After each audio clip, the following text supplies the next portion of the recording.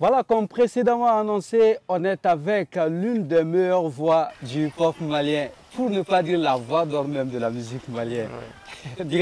C'est comment? Est-ce qu'il y a abusé? Ah non, il m'a abusé. C'est la meilleure voix. La voix d'or. Ouais. Ah ok, ça fait plaisir. Vraiment, merci d'avoir accepté notre invitation. Merci à vous aussi. On sait qu'il y a une période là, mais vraiment ça fait plaisir de Merci, retrouver. merci. Surtout à Madonafo, tu as beaucoup de choses à dire. Et surtout que le public malien fait un mauvais aujourd'hui. Dikalo là, Dikalo est joint et à couvrir du même niveau là. Parce que Coach effectivement. Mais mon frère, comme c'est ta première fois dans l'émission RAS, sûrement beaucoup de gens se demandent, et la question elle est très simple, John est Digalo. Alors avant tout, moi c'est Kone Maman, Bodougou et Katié. Pour l'information de tout le monde, je suis malien. Voilà, donc voilà, Bodougou et Katié. Donc, musique canal de fait, Torokera Digalo la voix dorée. Mais Digalo. Digalo est nana. Abamanangana. Ok. Abamanangana ma te doré. Parce que il a formé des ligas pour plateau chaman kachukomi. Digalo in toro dira, n'tonton de fait. Voilà, nana malla kunna sini. Voilà, les toro indi. Maintenant, les photos publiées réseaux sociaux s'en fait dans les jours à venir pour que mon don Digalo ne m'ibora romi. Donc, aller de toro indana, musique rap mouvement ni fait on d'amener parce que toro me forme depuis musique côté. Mon ko fait ne forme. Donc, musique côté d'amener ne fait ne mani ni oroja. Bon, yaninga ta forme tantôt que Naz, Jay-Z ou bien Fendo. Donc Mague Digalo n'y chien que l'endroit et puis l'originalité gardée quoi. Voilà. Mais Digalo est donc la musique c'est ta voix quoi. Bon, ne me sais qu'à Fogno dans Waratimi, au Kera environ dans les 2011, mais c'est qu'à Fo. 2011 il a Digalo est donc. Il y a donc à Fo parce que Waratimi entre mes groupes là, ne me rappelle de quoi Warati. Voilà. Mais quand on chante les dames naissantes, donc il faut talent d'obéna, on me fera exploiter dans les jours à venir. On a commencé pour don, mais c'est qu'il faut dames nena 2009, 10, 11, nous nous il faut qu'on a la bila. Ah donc il y a donc au cours d'obé. Amadou on a fait en société qu'on a là. Jusqu'à présent à plan diatéma non.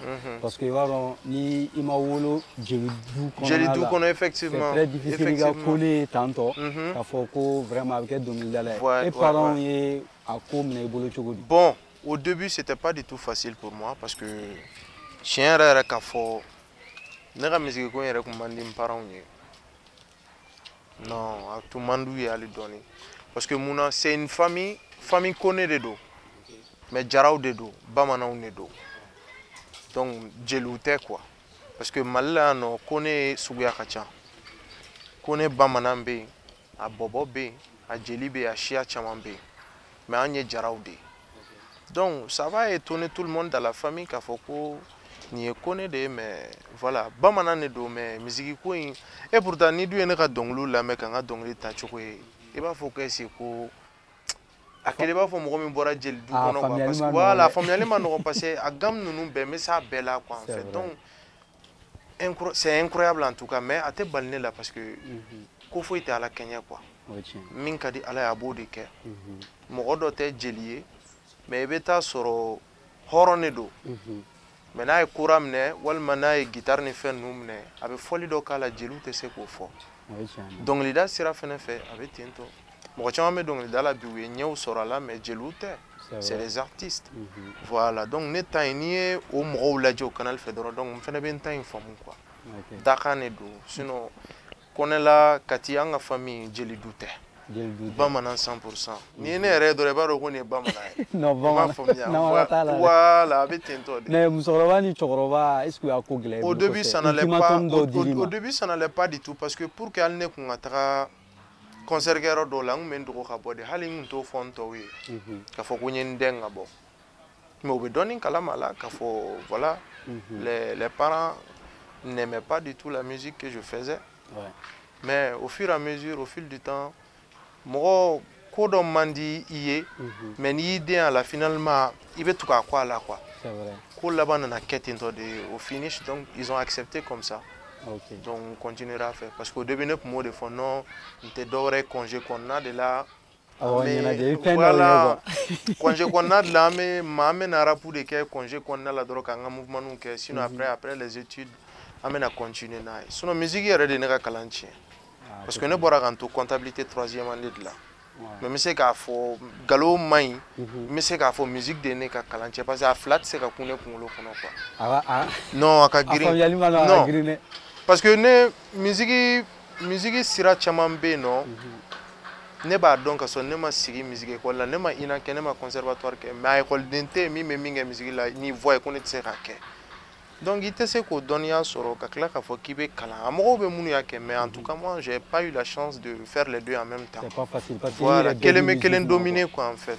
D'accord. Maintenant digalo ne fera mi famille parce que maro mo chama be kan laje wa fo ah digalo beba don i jamoni to me groupe do de kono. C'est groupe mi na dogolente mali kono parce que la génération wakati galo nga boala namara ka boala a tien ira quoi wa mo sona ga chama e dallo sura kono donc am faga don bon ere sera ini jologo akodam la chugudi bo jologo kodam na parce que mo ga donc fo nere netara 2006 netara de fouke segu ka une année keno ka segi musique ko yere mouvement adam ne ka jane je pense que adam ne na enode abedam ne na segude wakati ya soro master suminka aluma ye bagola taga gele matunga la sigi manogo tungarangelu walemi wa soro de be sangala malla en kosobe bon en fleba voilà munu majila bi olu ba dom he big up à master munu na na ko fe olu teni ndo c'est la famune mais big up à eux donc ko indam na depuis yene donc téléphone ndo de tumene bolo ne me samedi loisir kelengelen ne me to kana instrument keni odi. Ok. Voilà. Donc, asuro mako damne folo. Mais depuis nga doon woni musique ko niya da chugo na sera ka donner kungolo kono. Ate bobli. Ay. Na ko sera ka donner kungolo ne ba da ka kla ka fasi boala ka teme etaka. Ay kana sika ola re. Bo depuis ye iba e ka foku ko do damne to do mais yere ta don fami do folo. Au début, j'aimais la musique. Ouais. Mais quand faut mina attaquer kenga bara ka fo bara were tina kenani musique yere te. C'est na o balanyere la. Parce qu'au début a kun kadinye di. Mais quand faut ka na kenga bara ka initiative ta. O kun te hakile la. Donc ko indam na depuis yene ka bosegu kanula bonne na soro keji nous fena ba mouvement kono avec les soninke dri ale bora siga so de kana. Donc en kelenga jolo ko damne de ay ñogo fara ñogo ka. Mais on a dongli dobe tolongera sebe. Feni munu me fo dongli kono c'est pas des trucs qui ont été montés par moi-même ka foko ka ken musique da. Yoro mo be se gali galon tike. C'est vrai. Ka dongli glan dans ce rapidement zonka, ça veut pas dire qu'il faut y aller zoner ou bien fendo. Voilà, même ni musique ni réalité de galon te. Tolongera sebe. Voilà, parce que muna ni sera kati. Ma fo chomi kejini soninge be kare kele et pourtant be kare kele ne. Ne bo carré coffre ne fena beno de réellement donc à faut à mettre un piano fena faut effectivement piano into me faut à watini wa so rambe ka don mais ni da bangetini e fenu nun kono salon kon na la kuseni munu meke mo bolo ni bi kundo da ore nu ne rep mom ne katimi ki doni fenu kena je me rappelle yeah.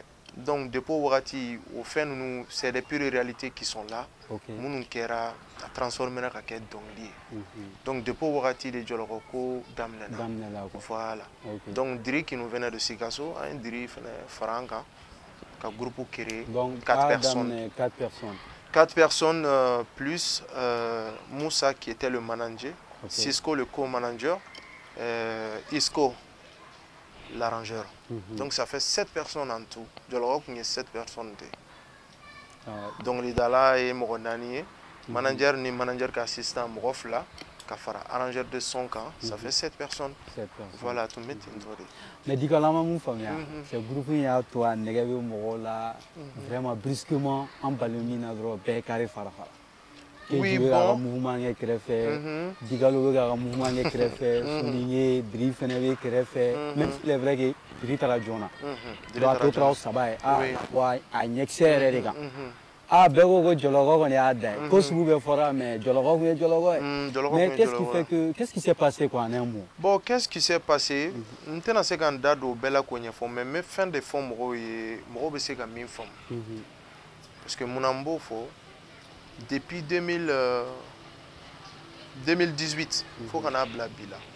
Tous les médias que moi j'ai fait, tous les plateaux, que ce soit les télé, la radio, on me parle que de ça.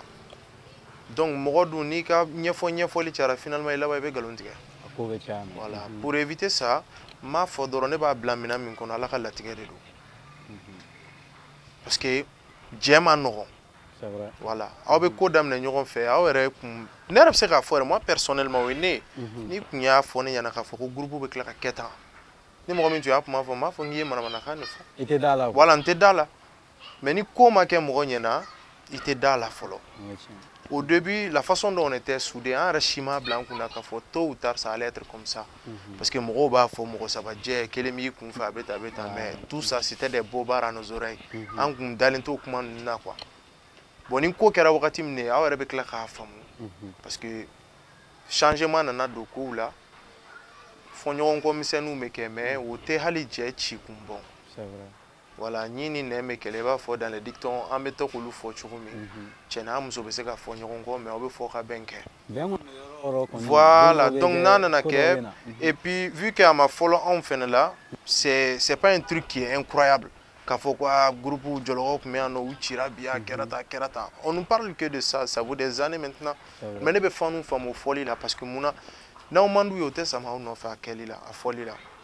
Voilà. Mais quand il y a fouillé, ou qu'on bolo fola, mais ce n'est plus comme ça. Mais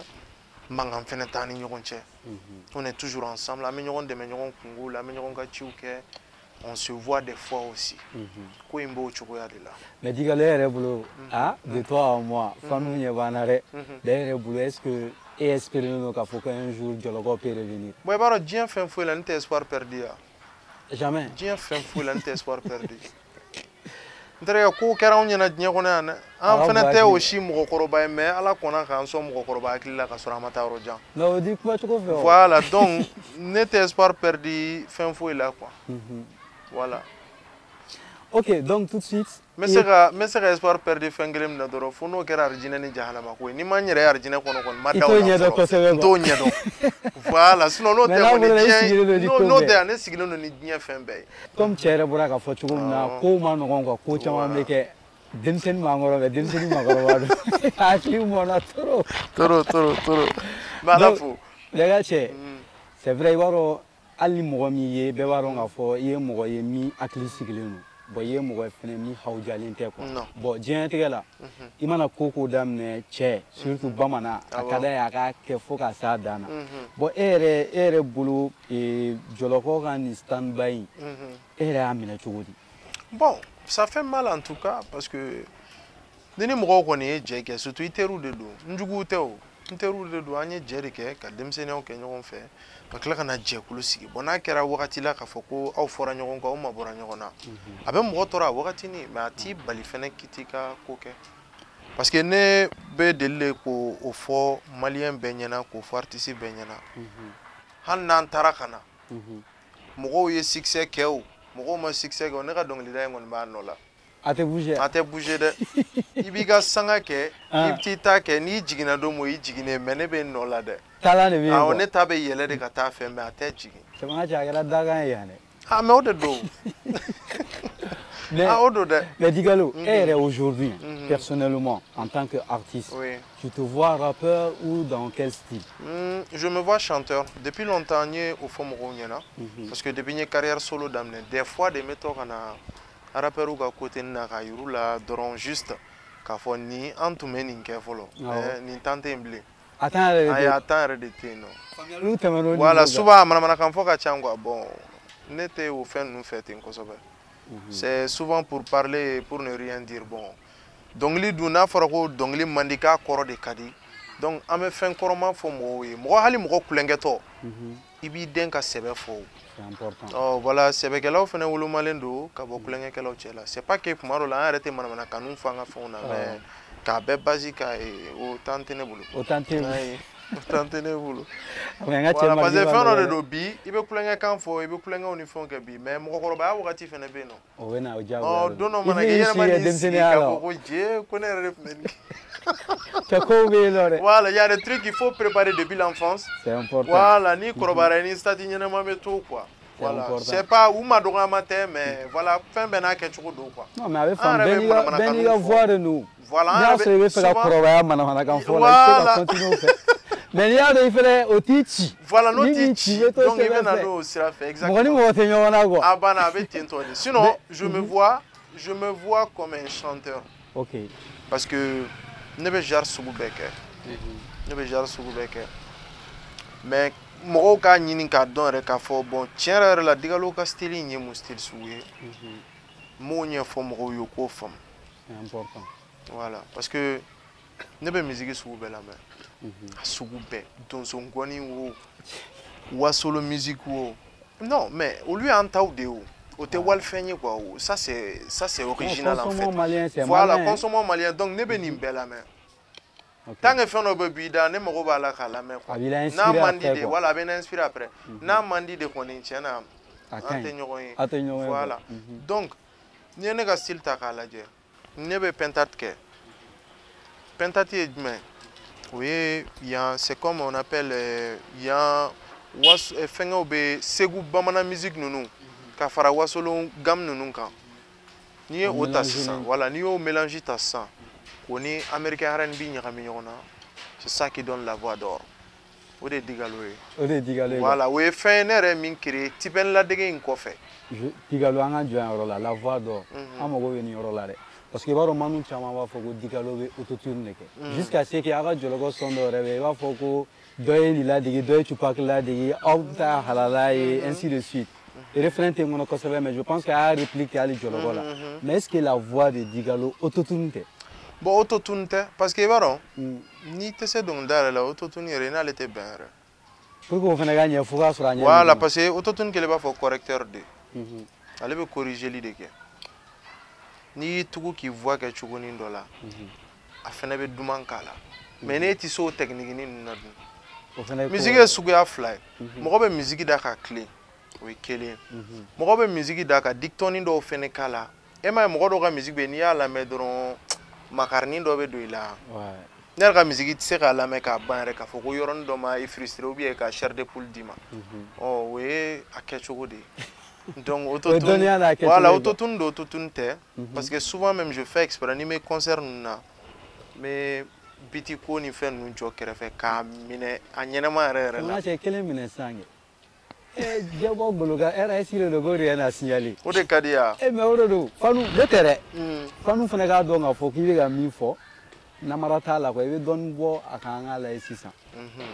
Ok. Si la vie te met des coups, c'est pour que tu apprennes à encaisser. Nala bison a qui sont démissionné à la no kera manege bija. Nabe fa du la démissionné à la no kera ibe du chamayala. Son enfant que me desemina. Kabi fabera pour la meni me fela. Konfe konoto mimi kanu ibo kanu wa mimi kwa ibo kon wa daratala ala nema koroto wa nema persela konto debe koroto fasugola dumena santa falika ni mafalika mebe sra chamano Digalo kanyintoro baby tonga fanu ye uko nyefie ha dia ye watie mali fanjo me baby kone ka sonte ka kife chenteri ka foza gizona inspiration de benela la la la nega fanu percer la nema no tendon la sans fait chenteri ka foza gizona io oh chafoka no anterige entel sa fo gizona re ni style ni ye c'est comme ni ko kibara pour ni R&B ɲagami ɲɔgɔn na o genre de ni sinon a kɛcogo caman bɛ yen n bɛ R&B kɛ genre sugu bɛɛ quoi en fait ni min cira n kun na wagati min dɔrɔn. Mais alors aujourd'hui Digalo i ka carrière solo la i yɛrɛ album joli b'i bolo sisan. Bon 2 albums. 2 albums. Ani single caman n yɛrɛ tɛ min da dɔn yɛrɛ. Mais album ninnu généralement i ka texte bɛ kuma jumɛn kan ka caya quoi. Bon, ne ka album na ne bɛ kuma bɛɛ kan en fait. Je parle surtout. Ne bɛ kuma réalité kan, diɲɛlatigɛ tagabolo là c'est comme nga son do mon choix son be love son il se ka ke o ye mais bita soro kuma woro ba konna la beni janye ko kuma be se ka ya konna la donc te kuma fengele nga album kono album na chaque fois ni ne album ke me fin de fois mi bebe se ki ta soro mina ta soro son do be dabole no mo woro ba kama son do fene be no ipta soro alo temo woro ba so mais mo mi hankli sigile no de be se ko donc le sugula me ambiance son fene ba la n'était dans fin kele ma quoi donc Digalo est adhéré polyvalent yeah mais Digalo a mis dans les coulisses comme quoi toi me donne na comme dit les albums quoi là ben album bon album bo ala ma me parce que le 4 juillet me se ka fora ni kuma jaranda album fen fe flene arana nyogon gota ni be fora ne ko OK ne de kera ko kuntigi yo ne de fola adamna le 4 juillet 2020 ne album bora OK mais comme a sur confinement ni couvre-feu ni fond be akoni bodo ma dogo mali kono parce que mo chama nga statut kera ni ku statut blema ni arana nyogon goro min doron o ku ne tade bo hali bi mina nyogon do ke nyabebe bo kalama ya il la chumba mina chumbi tout d'accord donc parlons de ce nouveau album là est-ce qu'il y a collaboration donc à kono ou bien il kelene a BG collaboration kera konna la 4 collaborations même avec Darkeb avec Jami Sako avec Keji avec Prince de Senou voilà mais soningé bon ma soningé ta kala la ko tien yaro mais qu'elle prévoit pour une autre fois pas dans un album mais maintenant single do kenal yere spécialement quoi OK ouais parce que mo ya ni ngali ke mo ka fam fene ko jugute quoi ko jugute mais c'est malien voilà mo non les gens ont le plein droit ka ni ngali ke ka fo ni keje featuring ke album là mais mon ima soninge kala ya mais na soroni ko idée kunten kuna ko ke donc tu sais qu'à fond ni soninge donc ni chamanda ka temo chama na rap se ka ni soninge morceau mi bonne keje mo morceau da mais cette fois-ci yani moko ka Congo fo akilna to mene red la ka fo bon ni nga chebe na doke mais ni moko kona ka fo fene mais c'est que nga nyefu nyana voilà avec tento voilà mon frère dis-moi Boulot, qu'est-ce qui a marqué Digalo dans sa jeune carrière? Fin du mai de bien, quoi dira Digalo Kosovo, en fin du mai bien, quoi dira Digalo là, quoi, la carrière comme. Bon, on t'a follow de mana. On a follow de mana. Bon, comme à ma ban follow. Donc min jarani, oye kanyere yebi. Parce que domi atunga gele mo bolo be musique ko damne wakati mi mo chama ma bla kuna ka fo e ni mana ko de ni bla ki nyashi ko re ma na fate ni fe na ma famia sanga e wakati e nya do mais ni serita ke chuola e ka wakati ni abe mezina da parce que wakati surni be wakati jambe donc kanyere bi vraiment msirlente mo la nye fɛn min kanu me ko baara kɛ ala barika la me ka se ka balo ala min ka di n ye me ka se k'a kɛ donc o ye nisɔndiya ye ne bolo sanga ni wagati o kɔni nisɔndiya bɛ na k'a ye fɛnɛ n kanubaga ka ca mali kɔnɔ mali kɔ kan n yɛrɛ ma se dugu dɔw la mais n kanubagaw bɛ yen u bɛ n wele o bɛɛ ye nisɔndiya ye ma o ye fɔlɔ ye donc n'i ye ɲininka k'a fɔ ko min man di n ye ou bien min ma diya n ye parce que mɔgɔ n'i ma sa kɔni a bɛ k'i la don o don donc ni ne ko e ma n ko wa n ko dɔ ye surun cinna yan fɛ n ko ma diya n ye sini ni dɔ wɛrɛ kɛra dun donc ni ba ma sa i ma ba dilanna o i ma ba dilanna mais k'a daminɛ kunun na ka se bi ma voilà k'a daminɛ kunun na ka se bi ma fɛn min yɛrɛ kɔni man di ne ye jɔnmɔgɔla ka di maliyɛn ye kojugu bon ne t'o fɛ et puis maliyɛn moitié ani laban maliyɛn bɛ mɔgɔ ye ten ne n'a ɲagara i bolo bi mɔgɔw b'a fɔ ko karisa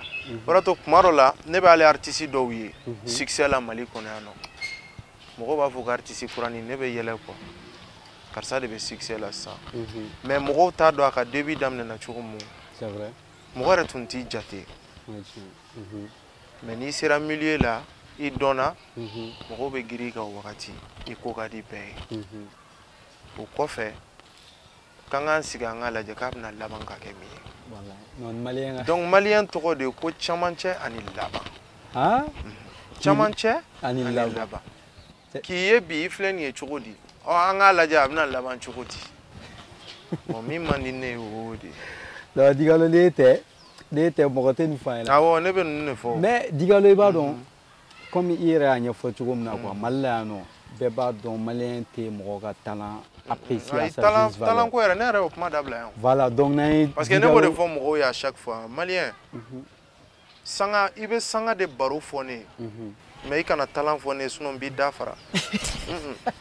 Bamanan bolo kelen.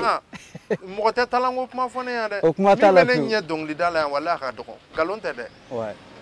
K'a fɔ yɛrɛ k'an k'a minɛ a ɲɛ ma yɛrɛ ko inspiration ko karisa bɛ se dɔnkilida la walahi min bɛ ne ɲɛ a ka dɔgɔ. Voilà o de la n bɛ fɛ k'i ɲininka sisan. hali ne tɛ jɔ n yɛrɛ la o kuma la. Nka cɛ o de la n bɛ fɛ k'i ɲininka sisan tellement ni yɛrɛ ko mais Digalo ni talent ba in bɛ Digalo la an b'a dɔn namara ka bɔ a la i bɛ mɔgɔ caman ba de ye mais munna Digalo yɛrɛ bolo munna halisa a dolo fana tɛ a ka talent niveau la. Dolo tɛ talent niveau la. N'i ko dolo n bɛ min ma. Bon n'i nana n bila kuma dɔ la o y'an donnen suya kɔnɔ dɛ. Mais f'an ka dɔɔni fɔ parce que i kɛra ni min ye ne bolo. Voilà sisan ne y'a fɛ ka min f'i ye n'i nana ni kuma ye o sira fɛ an b'o to Ala de bolo. Parce que comme ale de b'a bɛɛ dɔn. Ne tɛ nin ye bi ya. N bɛ dɔnkilida la n'est-ce pas. An ka kɛ ne bɛ se dɔnkilida la ne yɛrɛ sɔnnen don n yɛrɛ ye wa n bɛ se. Mais mɔgɔ dɔ fana bɛ yen nɔ mɔgɔ si t'o dɔn mais i bɛ taa sɔrɔ o ka talent y'a dan ne. C'est vrai. Mais munna a ma bɔ. N'a nana ni ko o sira fɛ dɔrɔn o ye Ala ka kɛ de. Et puis min ka di ne yan i k'a daminɛ dɔɔni dɔɔni. Ko dɔw bɛ yen nɔ o bɛɛ man ka fɔ cɛbakɔrɔ kɔ i kan k'olu y'i ɲɛ la k'o sɛgɛnw ye de. Parce que ni mɔgɔ min ma bi sɛgɛn kɛ i tɛ se ka baro b'i denw ɲɛ sini dɛ. K'a fɔ ko kunun an ye nin kɛ nin tun bɛ k'anw na ayi fugaraden tɛ se k'o fɔ dɛ. Jamais. Non ni mɔgɔ min ye bilennen kɛ ni mɔgɔ min ye bilennen kɛ o de bɛ se k'a fɔ a denw ye k'a fɔ a y'aw cɛsiri sinon o san jan aw fa ye nin kɛ. Donc mɔgɔ mana kɛ ko o ko la i k'a daminɛ dɔɔni dɔɔni ka se sommet la sanga ni wagati dɔ bɛ fara i kan o de ka di. Le fait que ne y'a ye talent min bɛ ne la o succès ba sugu dɔ bɛ o tɛ n na. Réflexion filanan min nana na o y'o de ye n ko bon i bɛ taa sɔrɔ ne ta nin a kan ka taa tan de.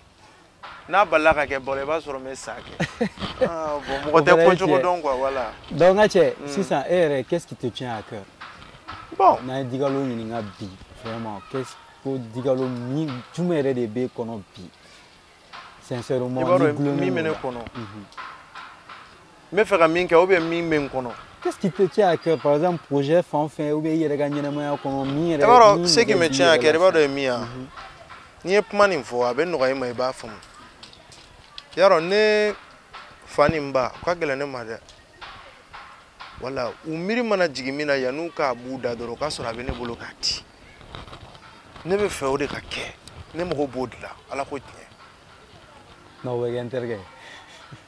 N'a fɔra ko karisa ko ne tun bɛ fɛ k'a fɔ n ko an mago bɛ nin na dɔrɔn n k'a fɔ n ko n k'a filɛ nin ye. Bon o dun tɛ se ka kɛ k'i to cogo dɔ la. Donc ne mago b'o de la n'Ala bɛ sɔn k'o di ne ma a k'i da bɔ a tɔ la k'o dɔrɔn di ne ma a banna. N'Ala ko nɔgɔya i ye wa an b'a fɔ fɛnɛ bɛɛ ka ban Ala ka sɔn quoi. Voilà o dɔrɔn tiɲɛ na o kɔni o ka di n ye wa n bɛ n ka fan bɛɛ invité o la fɛnɛ. Fan bɛɛ parce que n'i y'a ye an bɛ yan bi mɔgɔw bɛ i fa ni ba duwawu ɲini depuis i bɛ diɲɛ kɔnɔ depuis u bɛ diɲɛ kɔnɔ de. Sinon n'u tagara a kaburuya jura o tɔ ye ko wɛrɛ ye dɛ. O ye tiɲɛ ye. Voilà. Depuis ɲɛ n'u ɲɛ i b'u duwawu ɲini donc ne bɛ n ka fan yɛrɛ bɛɛ invité o kɛli la. Ah donc fana aw tulo b'a la dɛ. Voilà. Ni parent t'a bolo da la. Digalo ko k'a ka. Donc min kɔni ka di ne ye ce qui me tient à cœur o y'o de ye. Ok. Olu fila mana bɔ yen entourage. Voilà. Ka mɔgɔ y'i kɛrɛfɛ sɛgɛn b'a la i ma se ka ko ɲɛ il faut ka to k'a ɲininka ko cɛ k'a ka ko in kɛra cogo di tiɲɛ na o man di ne ye n'i bɛ se ka min kɛ min ye sutura la k'o ye a fɔra a banna. Parce que an ye rappeurs ye an bɛ dɔnkili ni fɛnw da mais an jan bɛ Ala ko la an jan bɛ diinɛ ko fɛnɛ la. Non c'est important n y'o de fɔ n ko n ye denmisɛnnin wele ka na mais a makɔrɔba laban na. Awɔ a bɛ ten tɔ an fɛnɛ b'an débrouiller de.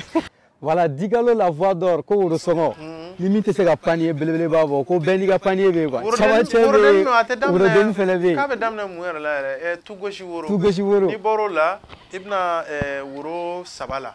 Ka sɔrɔ ka woroba kɛ o tɛ de. O de don dɛ. Donc bɛɛ k'i jija o la quoi. Bɛɛ k'i jilaja. Ko in kana to bɛɛ ka t'i yɛrɛ ma quoi. Bɛɛ k'i jilaja o la sa. Cɛ n'an ma mɔgɔ ninnu ta. E yɛrɛ ka woroko bɛ cogo di? Bon n b'a ko kan. I b'a ko kan. N b'a ko kan walahi o kelen tɛ nkalon ye n b'a ko kan. Parce que mɔgɔ ninnu ka ca o n'a ma fɛn min Mali la nɔ maliyɛn bɛɛ bɛ naani ta a jamakulu tɔ de bɛ to. Et puis muso ka sɔn dɔ ka fara o kan fɛnɛ quoi. Cɛ est-ce que n'u bɛ bɛn nin yɔrɔnin na u bɛ ne man kan nin fɔ yɛrɛ parce que ne ka fan fanba bɛɛ ye musow de ye. Wallahi. Big up à tous mes fans musomanw fara cɛmanw kan. Mais kɛrɛnkɛrɛnnenya la n bɛ musow fo kosɛbɛ parce que tiɲɛ la musow ye n kanu.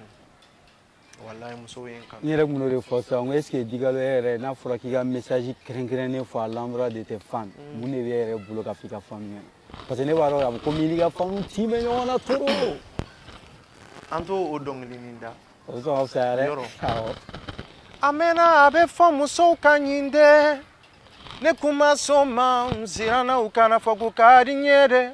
Oh Ala a mɛnna a bɛ fɔ ko musow ka ɲi dɛ musow ka ɲi jaja musow ka ɲi dɛ surtout a farafinna muso ne diɲɛ bɛ yala ne min ɲɔgɔn ye farafinna muso tiɲɛna dawula b'i la kɛ farafinna muso elles sont nos mamans elles sont nos sœurs farafinna muso oh Africa.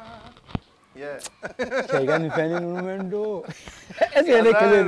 Voilà, donc il y a un jolou taille.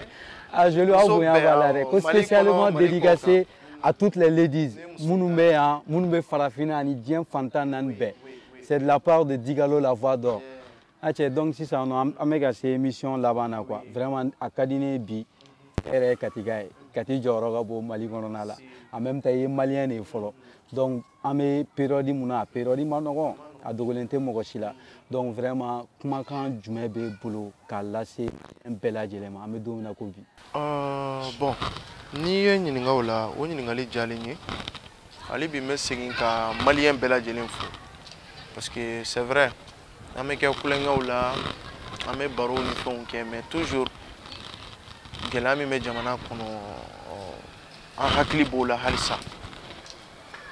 Ne yɛrɛ ye caman fɔ a la ka tɛmɛ depuis élection wagati n y'a musique bɔ Mali kalifa bɛ Ala la n y'o dɔnkiliw bɔ parce que i ɲa la ko in mana kɛ cogo o cogo fantan fɛnɛ tɔɲɔlen don Mali kɔnɔ yan ka tɛmɛ faama kan nin ko nin na mana kɛ corona ko ye o kɛra coup d'état ko ye o toujours a kɔni a bɛ k'anw de kɔ la fantan kɔni ta ye min ye ne ko u ye mun fɔ journal la bi de ko jɔn kɛra nin ye yan fɛ jɔn taara ka sigi an fɛ an kɔni b'o de la yan nɔ.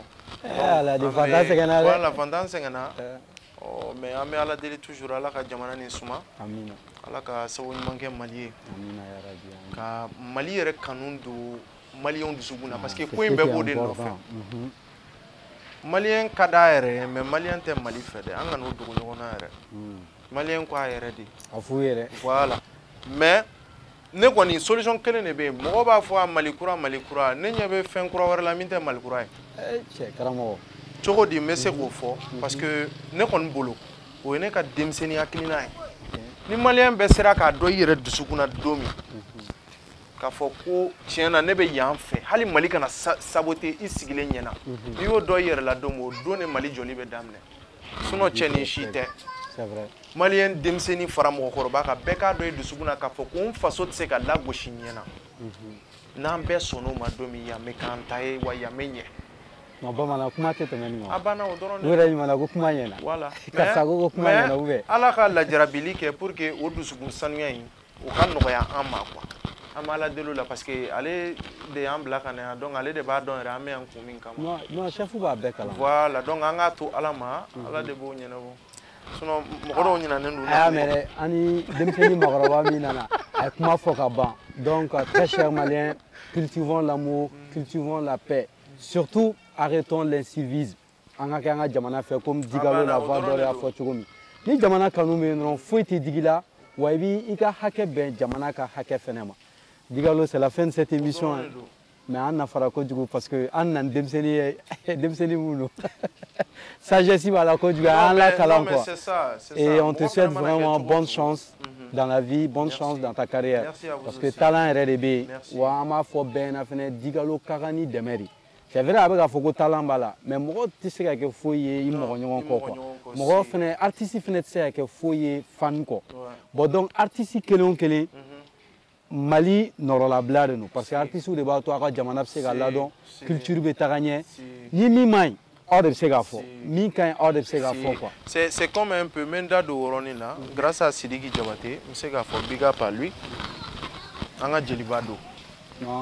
Voilà, donc Segafo, grâce à lui, Moro Chama y intéressé Mali musique là. C'est vrai. A Kera Unana, donc Lida Sirafo, Unana Kurako Sirafo, Moro Chama intéressé la Mali musique là. Donc, on a folie bénibé, fin fait Bechessir la Malikola. On a folie Boubela Djelé. Donc, grand big up à tous les frères. Comme ils sont les frères d'armes, les frères micro. Voilà, à tous mes frères micro. Voilà, mon frère. Voilà. Merci beaucoup. On est ensemble. Si ça amène à Yoran Bla. Donc, les gars, restez connectés. On se donne rendez-vous, Inch'Allah, le week-end prochain. Merci, Digalo. Merci à toi aussi.